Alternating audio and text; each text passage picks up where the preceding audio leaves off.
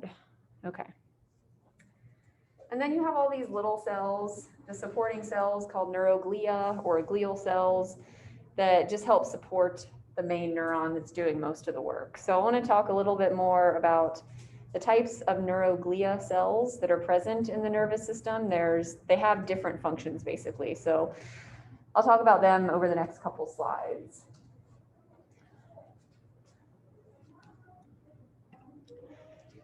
First, I'll talk about the central nervous system. There are 4 categories of neuroglia cells in the central nervous system. There's only 2 in the peripheral, which I'll talk about on the next slide, but they all have different names. So in the central nervous system, you have glial cells that kind of help exchange material between blood vessels and the neuron. Those are called astrocytes. So you can see those here. They're kind of shaped like a star, hence the term astro. So they're kind of star-shaped cells. They'll transfer material from blood vessels. So here's a blood vessel to the neuron and vice versa. So just exchange of materials and nutrients and gases. Those are astrocytes. Microglial cells, they're down here. There's a drawing of one. The microglia are really important in immunity. So in the immune defense to help protect these nerve cells.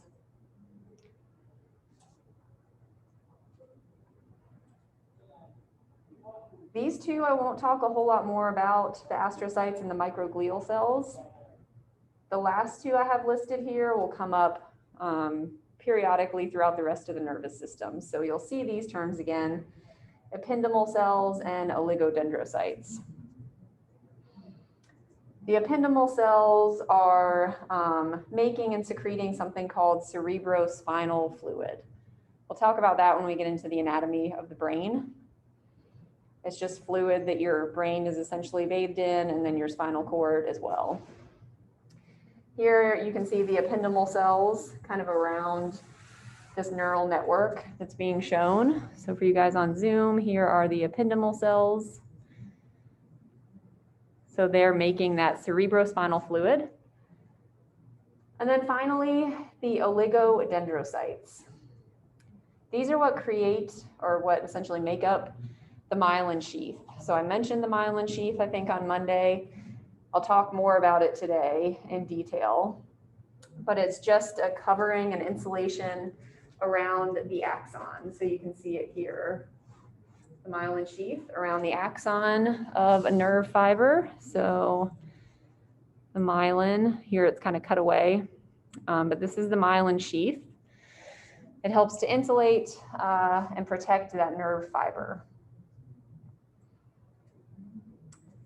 So the cells that make that up are called oligodendrocytes in the central nervous system. They have a different name in the peripheral nervous system, which I'll talk about next.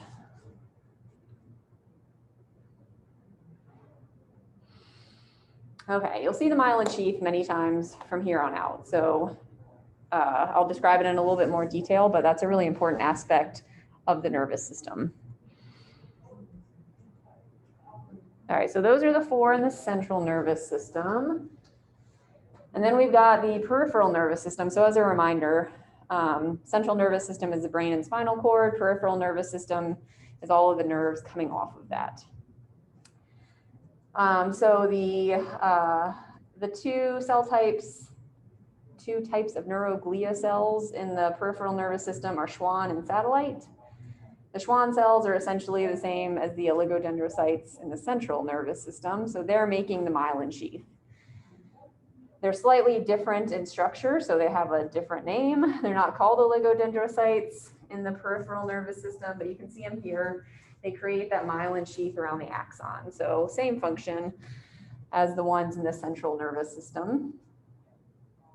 Schwann and then the satellite cells are sort of blanketing the main part of the neuron. So the main cell body here to help insulate and protect it.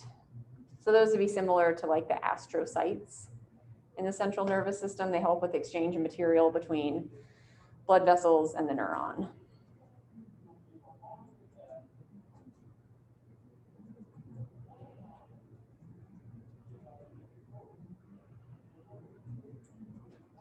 All right, so those are the two in the PNS.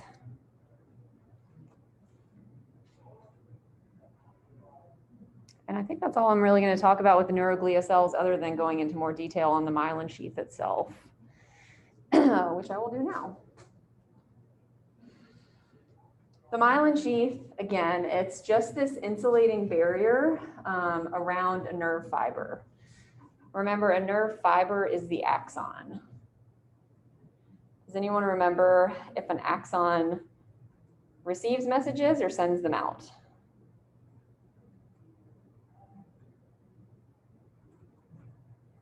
So if you think of an axon, think away. Axons are sending messages away from the main neuron, the main nerve cell body. So they're obviously, it's really important to take in information to the neuron, but the axon, there's usually only one axon per nerve cell. So protecting that axon so it can actually send messages out is really important. That's where the myelin sheath comes in. It insulates and protects that axon, and then it also actually speeds up the transmission of nerve signals, and I'll talk about that in a little bit. We talked about the two types of glial cells that form the myelin sheath already. And these cells are actually made up to 100 layers. So you can see here this super zoomed in view of one of the, let's see, it's listed as a Schwann cell here, so that would be peripheral nervous system. It has a nucleus and then all these layers to help insulate that nerve fiber. So here's the nucleus of that Schwann cell and then the many, many layers. There are gaps in, and you probably saw this or noticed this maybe on the previous diagrams. You have a cell, so the Schwann cell with all these layers, and then a gap between that and the next one. So these gaps are actually really important. They're called nodes of Ranvier. I guess Ranvier was the guy who discovered them. This is where the nerve cell or the nerve signals are going to jump. So I'll show you that in just a minute, but there's gaps among this myelin sheath. It's just kind of sequential.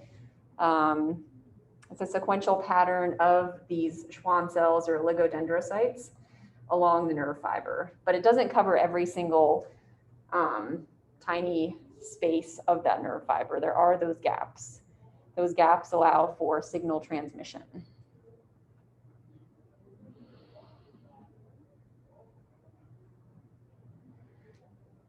So that's the main anatomy of the myelin sheath. A little more detail about the production of it. Myelination is just the production of the myelin sheath. I think I said this on Monday. It begins when the fetus is developing in utero. So at about 14 weeks of development for the fetus, myelin sheaths start to form around the axons of the developing nervous system.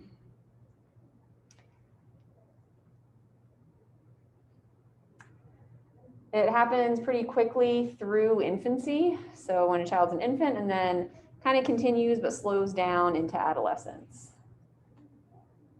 And then at a certain point, the myelin sheaths that you have, probably by this point in your life, on your axons are what you have. And you can, I'll talk about some repair aspects of them, but they don't develop any further beyond late adolescence. A really important factor that helps to develop these myelin sheaths is dietary fat. So babies and young children often drink whole milk, and a lot of the reason for that is because, well, they need vitamin D for bone development, but they also need that fat to help develop this myelin sheath to improve nerve signal transmission. But after a certain point, you're not making really any more myelin sheaths, so you don't need as much fat in your diet.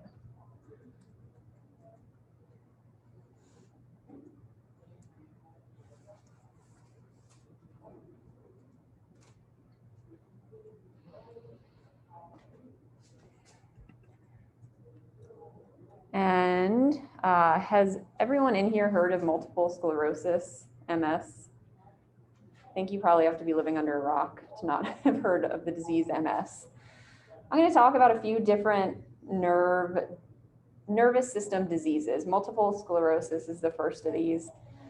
So MS is actually where specifically what's happening. If you know a little bit about MS, you kind of lose functionality in different parts of your body. It's sort of unpredictable. And I'll talk about the outcomes a little further down here, but it's essentially where your myelin sheaths are degrading. So specifically, your nerves aren't degrading, but the myelin sheath that's wrapping around the axon. A person with MS, that myelin sheath is deteriorating and degrading. It gets replaced by scar tissue. Without that insulating protective barrier, the signal transmission and the protection of that axon is lessened. That's going to lead to, nerve conduction disruption. So if signals are being sent along these axons out to a muscle, and that axon gets damaged to the point where it can't send that signal anymore, it can cause numbness, lack of muscle control, tremors. If it happens in the ocular area, it can cause double vision. It can also lead to speech defects. There's a lot of nerves and muscles that help us to actually talk. So it depends on what nerves are affected most. So what myelin sheaths are actually being degraded as to what part of the body this is going to affect. Typically, people start to notice some of these symptoms between the ages of 20 and 40. And then once it's diagnosed, depends on how early it's caught, but it is eventually fatal. So the nerves, the myelin sheaths degrade to the extent that nerve signals can't be sent to important organs or important muscles to continue working. So 25 to 30 years after diagnosis, typically on average, the disease is fatal. There's still a lot of research being done on MS. You've probably seen like fundraising walks and different kinds of fundraisers for MS research. That's because there's still a lot that's unknown about it. And that actually goes for a lot of the nervous system diseases that I'll talk about. The nervous system is so complex that we don't really understand as much as we do about it compared to other organ systems in the body. So the current hypothesis is that MS could be caused by a virus that leads to an autoimmune response, which basically is your body degrading the myelin sheaths due to that autoimmune response. But there's a lot of research on it, and a lot is still not known. But if you have known anyone with multiple sclerosis or have a family member or a friend, it can be really debilitating and very, very hard to live with.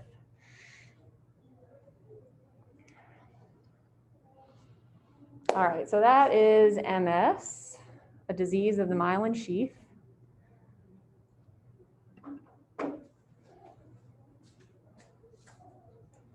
So can these nerve fibers, if they're damaged, can they be repaired? That's sort of a huge question in research with the nervous system. Damage happens. So whether it's an autoimmune response that damages nerve fibers or an accident of some kind, there's a lot of research going into how do we repair these nerve fibers, considering the nervous system controls most of the rest of our bodily functions. In the peripheral nervous system, a nerve fiber can be repaired. Central nervous system, as I mentioned down here, if there's nerve fiber damage in the central nervous system, it can't be repaired. It stays damaged forever. The peripheral nervous system, there is potential for repair if, number one, the neurosoma, which is that main cell body of the neuron, is still intact. So it still has to be functional. It's doing most of the decision making, et cetera. And then the axon can lose some of that myelin sheath, but some of it still has to be intact in order for it to actually repair. So some myelin and the neurosoma being intact are kind of two precursors to allowing for any kind of regeneration of a peripheral nervous system nerve fiber. As I mentioned down here, and I think I said this on Monday, regeneration is not fast. It can take up to 2 years, as you see here, depending on the amount of damage. So it's very slow going. It's not perfect. And by that, I mean, sometimes nerve fibers, if they become disconnected from a muscle fiber that they innervate and tell that muscle fiber what to do, they might reconnect with the wrong muscle fiber. So when your brain sends a message to extend your lower leg, for instance, if the nerve fibers have kind of gotten crossed and gone to the wrong muscle fiber after repair, you might not be able to extend your leg in quite the same way or as effectively. And then, like I mentioned before, it's not always possible. So if there's damage to the neurosoma or not enough myelins around in the peripheral nervous system, regeneration isn't possible. And then in the central nervous system, it's just not possible, period.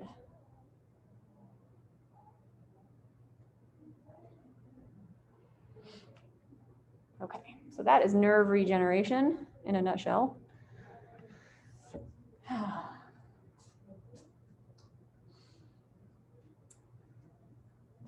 This next topic is hopefully something that sounds really familiar, especially after you took the exam on Wednesday, dealing with the action potential in muscles.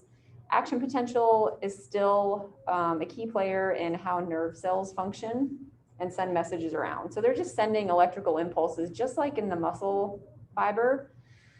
An electrical impulse will make its way down. That's the way that messages are sent around the nervous system. The electrophysiology aspect of nerve cells it's simpler than what we talked about with muscle cells. So if you remember, after the action potential is sent down the plasma membrane or the sarcolemma of the muscle cell, there's all that calcium needs to be released, and then myosin and actin need to bind, and there's a lot of stuff that's happening after that action potential. With neurons, the main aspect of them functioning is the action potential.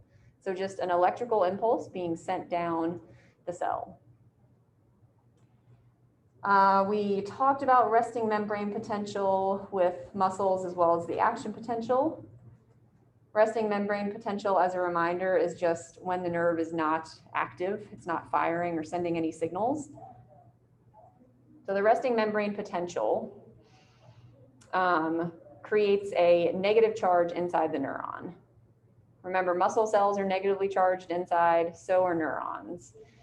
So this negative charge inside the cell is sort of like potential energy waiting to be released and then sent down the axon to another nerve cell. The sodium-potassium pump comes into play again, where there's more sodium outside the cell, more potassium inside the cell, and then more anions inside the cell. So here you can see the anions. So that's what's going to create this negative, these big green blobs here for you guys on Zoom are the anions. Those are negatively charged. That's what creates this negative overall charge inside a nerve cell.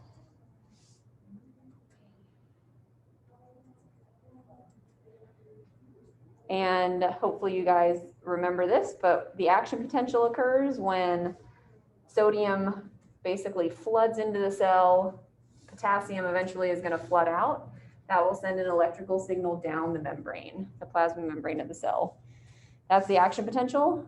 That's how your neurons communicate with each other. That's how one body part communicates with another body part. We're just a bunch of electrical signals, basically.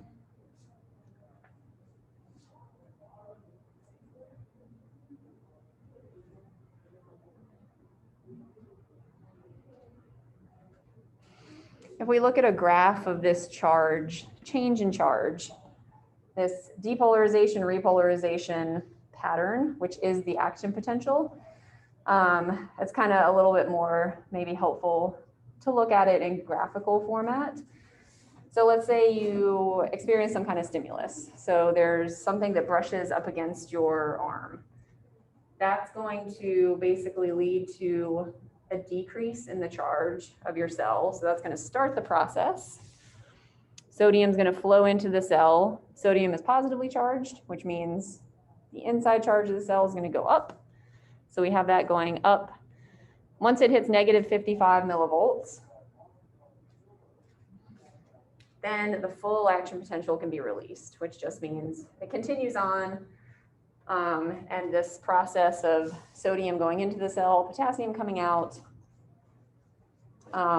continues, sends that electrical wave down the plasma membrane. The voltage inside the cell is going to peak at 35, positive 35 millivolts. So here at number 4 on that graph, you can see where the peak happens. And then pretty immediately it gets repolarized. So the sodium potassium pump kicks back in and makes the inside of the cell negative again. Kind of overshoots a little bit past the negative 70, but then evens back out. So then it's back to its resting membrane potential, and it is repolarized.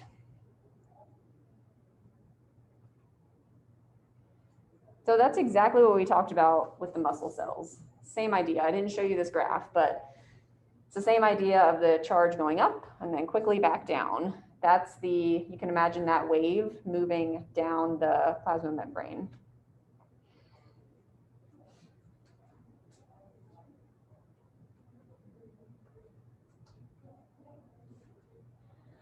So the signal conduction, there's 2 different ways that the signal is conducted based on whether there is a myelin sheath or not, no myelin sheath. So not every axon has a myelin sheath.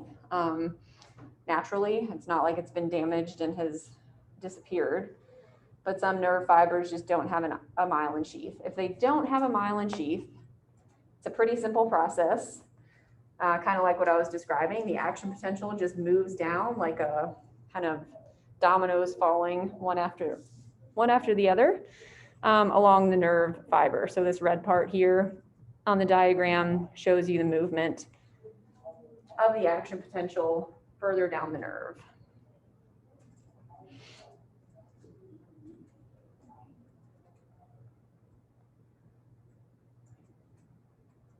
And then behind that action potential, you have that repolarization phase. So now you can see back here, the action potential has already moved through, and the inside charge of this part of the cell is negative again.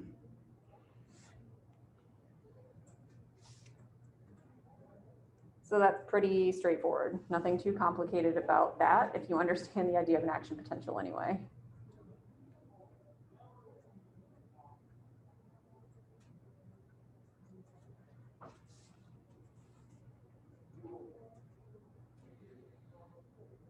So this continuous conduction can't happen if there's a myelin sheath. It gets in the way, but kind of in a good way.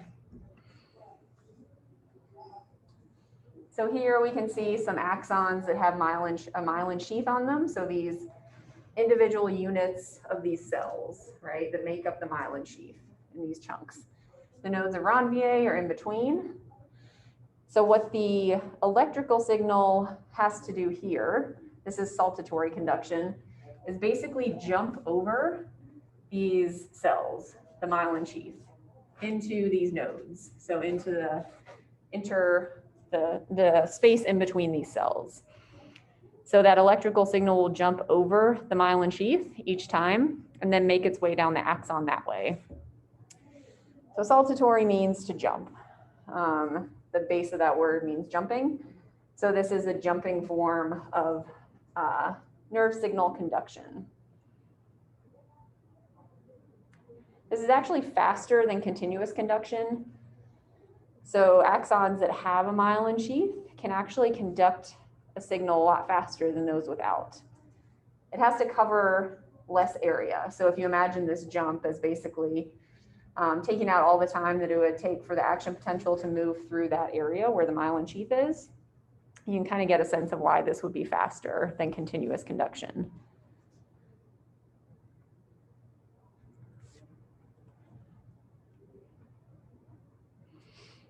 So saltatory versus continuous conduction. Those are the two general types of signal conduction in nerve fibers.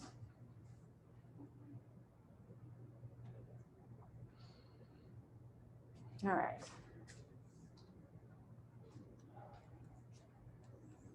So far, we've just been talking about what happens sort of within one axon or within one nerve cell. Eventually, that message is going to get to the end of that nerve, that axon, and need to go to the next one.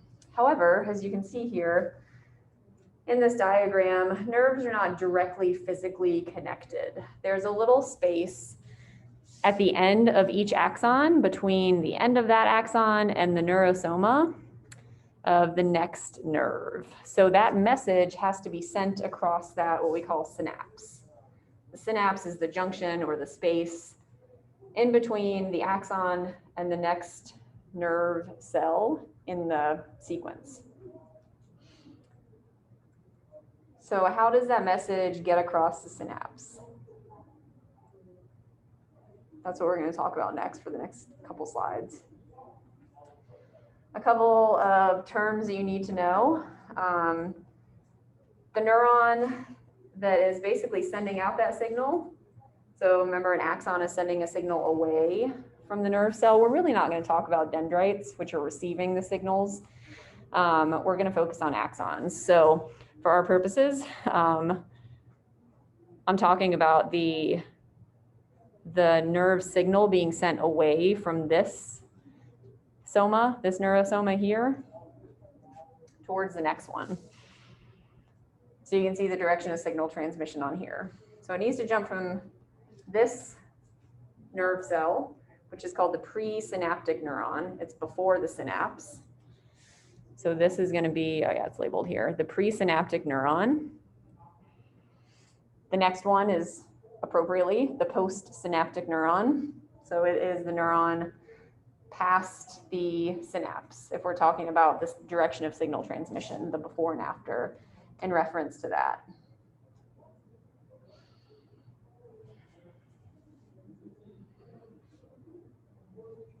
The presynaptic neuron, in order to get its message to the next neuron, is going to release a neurotransmitter.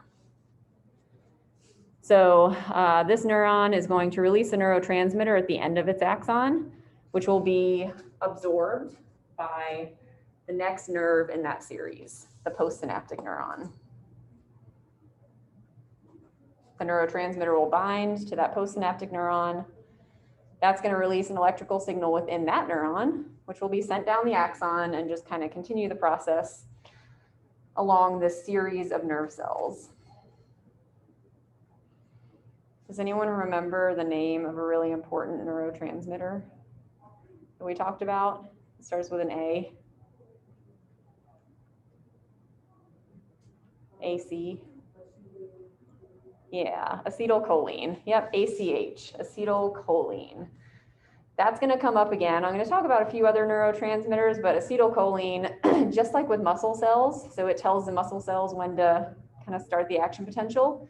Same idea here. So acetylcholine is used as a neurotransmitter in the nervous system as well, so between nerves, not just nerve to muscle. So these synapses, as I noted here, are basically what allow you to learn, retain, and then recall information, to remember things, basically. Without that signal transmission between the nerves in your brain, I'll talk more about memory on Monday and how we remember things. It's pretty fascinating. But the messages need to be sent between these nerves in order for that to happen. In order for you to recall memories and recall information that you learned, those synapses have to be functioning effectively.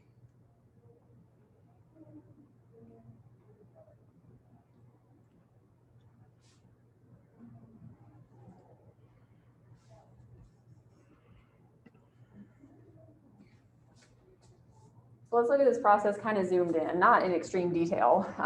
Again, this is thankfully simpler than what I talked about with muscle cells and that whole process of muscle contraction. This is just an electrical signal being sent, a neurotransmitter being released, and then it binding to the postsynaptic neuron. An electrical signal gets sent down that neuron. So this would be the presynaptic neuron on the top here. all these little bubbles, or vesicles, I guess is the technical term, contain that neurotransmitter. So that's the chemical that you can see being released here. These little green dots are going to be the neurotransmitter. So like ACH, acetylcholine maybe, being released from that presynaptic neuron after the electrical signal has been sent down to the end here. That neurotransmitter will be released and then will bind to these proteins on the outside of the postsynaptic neuron. So postsynaptic neuron receives the neurotransmitter released by the presynaptic neuron. Once those particles, the neurotransmitters, bind to the postsynaptic neuron, that allows for the release of an action potential, an electrical wave, down this postsynaptic neuron, which eventually will lead to the end, and this will happen all over again. So the electrical wave, the action potential, will be sent down this postsynaptic neuron once the neurotransmitter binds to those receptor proteins.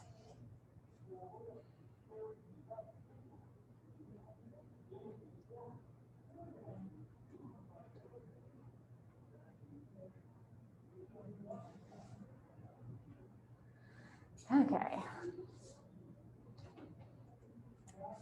And this slide basically just has what I said just now in words, that kind of electrical to chemical to electrical progression of nerve signal transmission. Starts out electrical in the presynaptic neuron, releases a chemical, and then in the postsynaptic neuron, that chemical will release another electrical signal. So same idea. Yeah, I just put it in more words, basically. I thought it might be helpful for you guys to have bullet points kind of describing that process.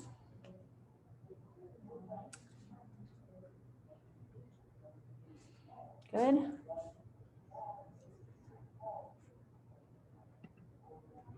Okay, now a little bit about neurotransmitters. I'm not going to get too into the chemistry of these molecules.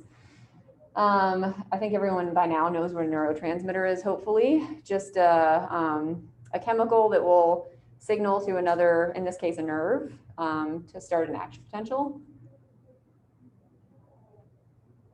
So there's little chemicals signaling different actions for the nervous system. There are a ton of them in your body. So they've identified more than 100 neurotransmitters in your body. So there's a lot of chemicals telling different parts of your body to do a lot of different things. I'm going to talk about the 4 most common categories of neurotransmitters. So these aren't really, except for acetylcholine, which you guys are already familiar with. Except for that, I'm not really going to talk about a lot of, really any of the specific chemicals. These are just general categories of neurotransmitters. So first we have acetylcholine. It is a specific molecule. It's made by acetic acid and choline joining together. It's important enough to have its own category. That's why we've already heard about it. You were already familiar with it. It's a really important neurotransmitter. The other 3 categories, so I have 1 here and then 2 on the next slide. The other 3 categories are all either just individual amino acids or are combinations of amino acids. So amino acids are really important in helping your nervous system function and send signals. And if you remember, amino acids are basically the building blocks for proteins. So just straight up amino acid neurotransmitters, individual amino acids basically.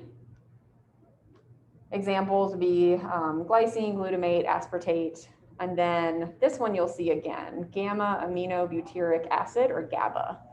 From here on out, I'm just going to call it GABA.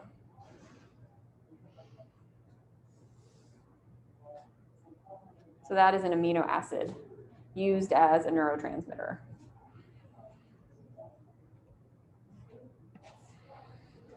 The other 2, like I said, the other 2 are basically either synthesized from amino acids or they're a chain of amino acids. So monoamines are made from amino acids. So you need an amino acid, it gets changed a little bit in order to form the monoamines. Examples of these, you may have heard of epinephrine. If you need an EpiPen, if you have severe allergic reactions to, say, bee stings or any kind of food and you carry an EpiPen, that's epinephrine. Epinephrine is also called adrenaline, which I think everyone has heard of. Norepinephrine, very closely related, obviously, to epinephrine. So molecular structure is pretty similar. It has a similar effect. We'll talk more about those two when we get into future lectures of the nervous system. And then dopamine and serotonin, you may have heard of as well.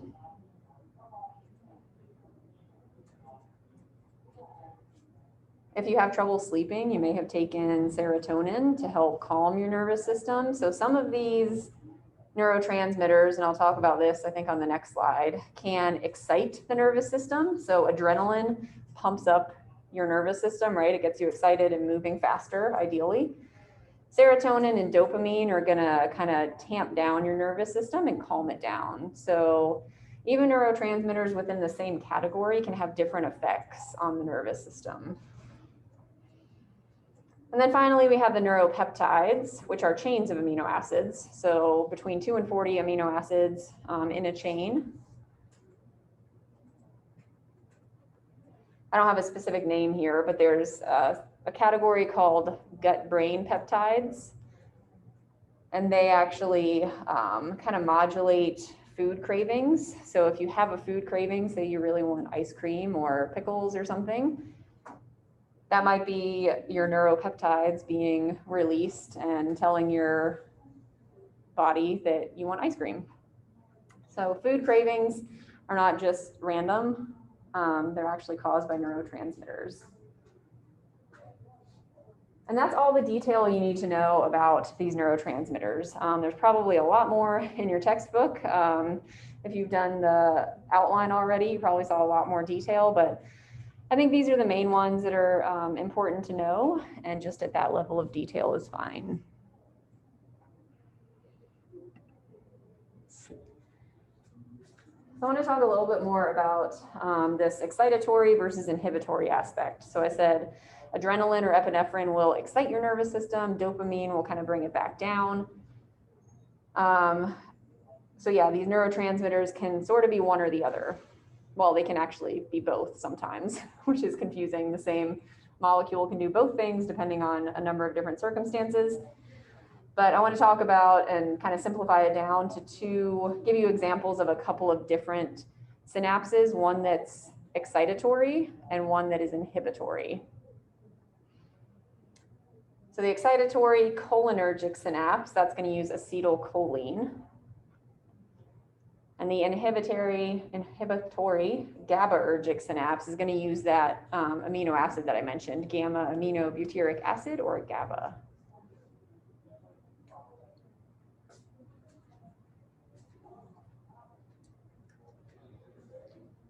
So first, that excitatory one, how it works. It uses ACH, as I said. When a nerve signal is sent down the axon in the presynaptic neuron here, so you can see we're talking about the presynaptic neuron, zoomed in on it. So here, presynaptic neuron, now we're zoomed into the terminal or the end point of that axon.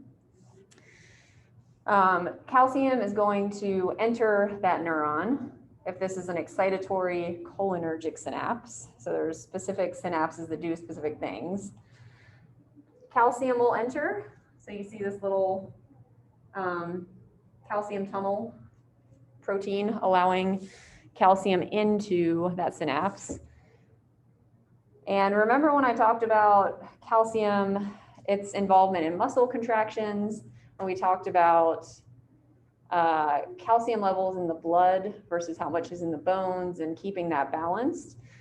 This goes back to all of that. So keeping a good balance of calcium in the blood versus in the bones is critical. If you don't have enough flowing around in your blood, this can't happen. You don't have enough calcium in your blood to get into the neurons if you have hypocalcemia, which can affect how these excitatory cholinergic synapses actually fire. It would kind of keep them from actually functioning.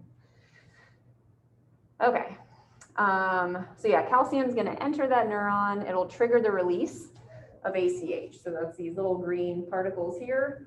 Just by calcium coming in, it triggers the release of ACH. We know that ACH will diffuse across the synapse and bind to receptor proteins, just like it did with the muscle contraction process. Bind to these receptor proteins. That starts the action potential, essentially. Sodium and potassium flow into and out of the cell, and then you have that depolarization leading to the action potential. So it all comes down to that calcium actually entering the presynaptic neuron to release the ACH. If you don't have enough calcium in your blood, that can't happen.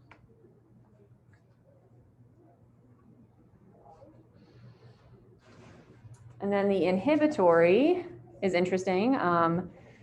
It brings in something that we haven't really talked about yet, which is chloride ions. So this is the inhibitory GABAergic synapse.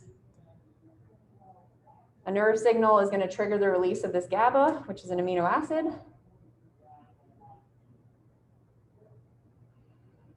That GABA then diffuses across the synapse, just like the ACH did. And it will bind to what are called chloride channels. So they're proteins. Once that GABA binds to it, they'll open up and allow chloride to flow into the cell. So chloride ions, we haven't really talked about chloride or chlorine all that much in here. It's negatively charged. So it's entering the cell and basically bringing the charge inside the nerve cell down even further. So it's normally -70 inside of a nerve cell. With more negative ions flowing in, it goes even further down. So past -70, maybe -75, -80. That decrease in charge essentially makes it harder for the nerve to fire. So if the nerve has to reach that threshold of -55 in order to release the full action potential, it's a lot harder if you're starting with a lower, more negative starting point. So that's how this actually inhibits the firing of a nerve, just by releasing this amino acid called GABA.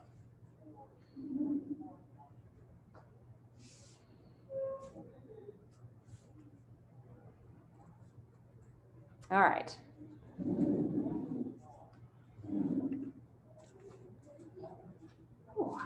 And then, yeah, memory, I'll actually, I'll talk about this on Monday. I won't go into it today, but memory is pretty fascinating, how we remember things and how we forget things. So I'll talk about this from a kind of physiological standpoint when we get together again on Monday.